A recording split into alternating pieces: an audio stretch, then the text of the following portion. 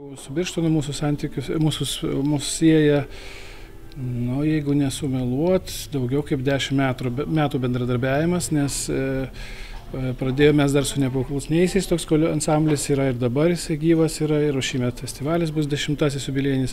Tai buvo koncertas kaip tik čia, foje, grojom su Asmik Grigorian ir Nepaklusnių ansamblis, vėliau mes grojom su Chordos styginių kvartetu, čia darėm tokius Džordžo Krambo, Styvo Raicho kūrinius, o visiškai kitokia publika. Po to grojom su Liudu Mockūnu, Kurhauze grojom, Birštono džiazo festivalio rėmuose. Ir dabar keliai atvedė su Vytauto didžiojo kameriniu orkestru, taip kažkaip Birštonas toks jau tampa mūsų nuolatinis taškas, kur mes atvažiuojam visą laiką. Iš tikrųjų, tai yra labai retas atvejis, kad vienam mieste tiek gali toks spektras, skirtingų, nes, sakykime, nuo free džiazo ir Liudo Mockūno įmant iki visiškai tokio Štrauso, klasikinio, popsinio, galima sakyti, projekto savo esme.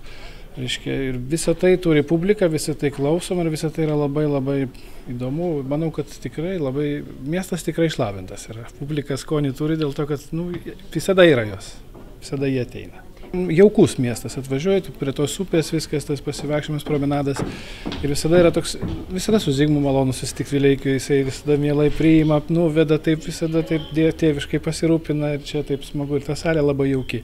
Iš tikrųjų, ir pats miestas jis toks nėra iš principo didelis, bet labai kažkaip taip priima tave į save. Nėra taip kaip, sakykime, Druskininkai jau tapęs didmiestis, beveik toksai jau ten didelė erdvė, o čia kažkaip viskas taip jauku savo ir iš tikrųjų malonu atvažiuoti ir publika labai gerai priima. Tai visada tą jauti ir kiekvieną kartą kitą nori vėl atvažiuoti.